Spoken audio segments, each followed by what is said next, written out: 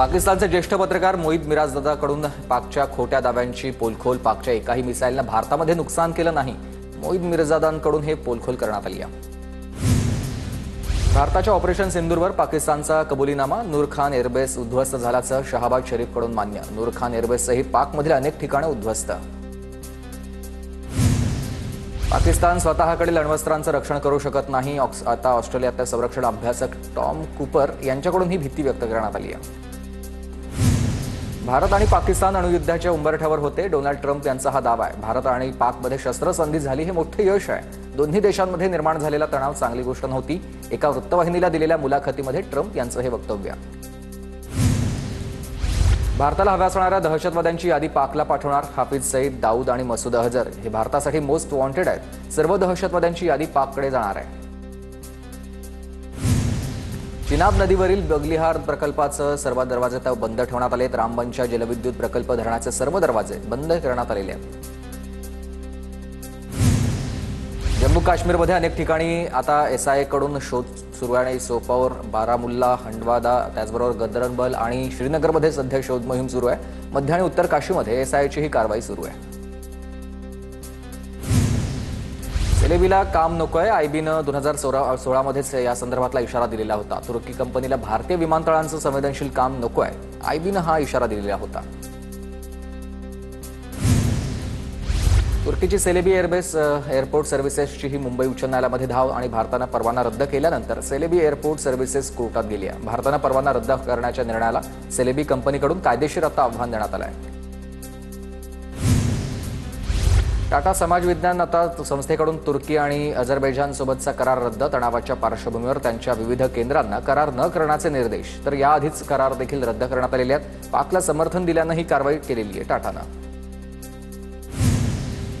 काश्मीर खोऱ्यामध्ये 11 दहशतवाद्यांचा सुरक्षा दलाकडून शोध सुरू आहे. सुरक्षा दलांचं सर्च ऑपरेशन सुरू आहे आणि दिसता क्षणीच दहशतवाद्यांना ठार करण्याचे आदेश दिलेत. पाकिस्तानला पुन्हा उभं राहण्यासाठी 1 शतक लागेल. ऑपरेशन सिंदूर पहलगाम दहशतवादी हल्ल्याचा बदला होता. राम भद्राचार्य यांचं हे विधान आहे. केदारनाथमध्ये एअर अँब्युलन्स आता क्रॅश झाली आहे. लँडिंग करताना एअर अँब्युलन्स क्रॅश झाल्याची माहिती कळते. शहा दिल्लीमध्ये आल्यानंतर भाजप आणि शिवसेनेमध्ये दरी पडायला सुरुवात झाली. अरुण जेटलींनीही शहांना समजवण्याचा प्रयत्न केला होता. राऊतांचा शहांवर आरोप आहे. ईडीनं मला अटक करण्याच्या 1 दिवसाआधी शिंदेंचा फोन आलेला. शहांशी बोलून बघा. शिंदेंनी विचारलेलं, पण शहांशी बोलण्याची गरज नाही, मी समर्थ आहे असं शिंदेंना म्हणालो. राऊतांचा हा दावा. माजी आमदार अमित घोडा यांचा एकनाथ शिंदे यांच्या शिवसेनेत प्रवेश झालाय. मंत्री प्रताप सरनाईक यांच्या उपस्थितीमध्ये हा प्रवेश झाला. परभणीमध्ये शिंदेंच्या शिवसेनेच्या जिल्हाप्रमुखपदी आनंद भरोसे यांची निवड. भरोसे यांच्या निवडीनंतर पक्षामध्ये नाराजी नाट्य आहे. दरम्यान सर्वांना सोबत घेऊन पक्ष वाढीसाठी प्रयत्न करणार, भरोसेंचे वक्तव्य आहे. सरकारच्या चालढकल वृत्तीमुळेच आता POP मूर्तीचा वाद न्यायालयात गेलाय. सार्वजनिक गणेशोत्सव समन्वय समितीचे अध्यक्ष नरेश दहिबावकर यांचा हा आरोप आहे.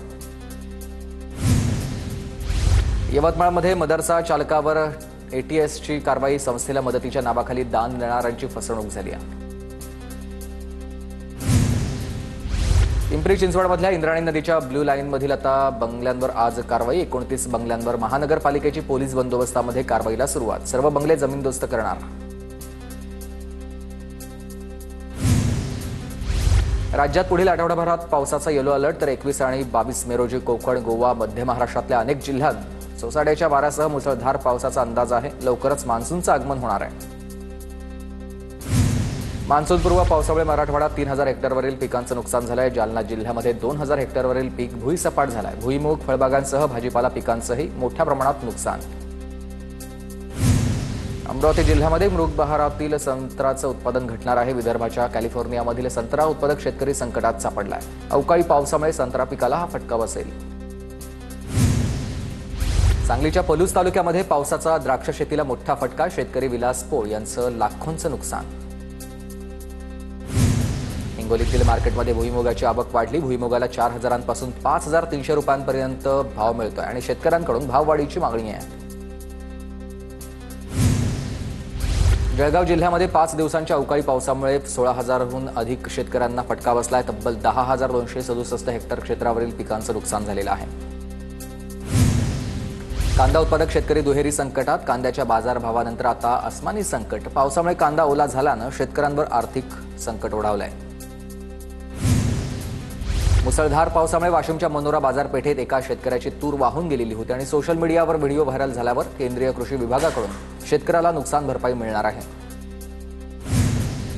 पुण्याच्या घोडेगावमध्ये पावसाचा धुमाकूळ. आठवडे बाजारामध्ये शेतकऱ्याची धांदल आणि विक्रीसाठी आणलेल्या पालेभाज्यांचं मोठं नुकसान झालेलं आहे. पहिल्याच पावसामध्ये पुणे सातारा महामार्ग पाण्यामध्ये. रस्त्याचं अर्धवट काम आणि राडारोडा मोकळा करून पाणी साचण्याची समस्या दूर करण्याची मागणी आहे.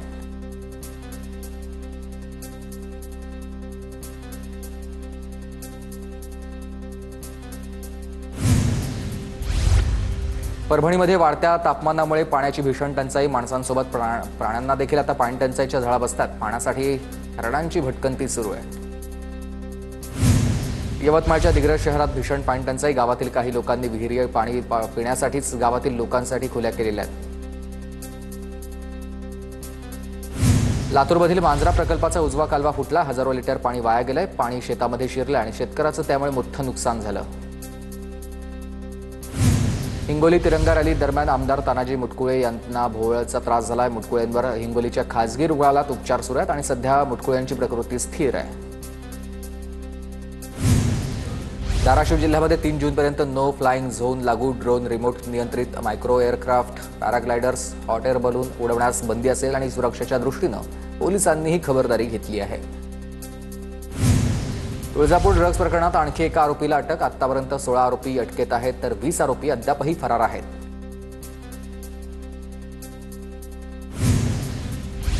पुण्याच्या आडगावमध्ये 17 वर्षीय मुलीचा सर्पदंशानं मृत्यू झालाय. प्राथमिक आरोग्य केंद्रात वेळेत उपचार न मिळाल्यानं मृत्यू झाल्याचा नातेवाईकांचा आरोप. तर आता गुन्हा दाखल करण्याची नातेवाईकांची मागणी आहे.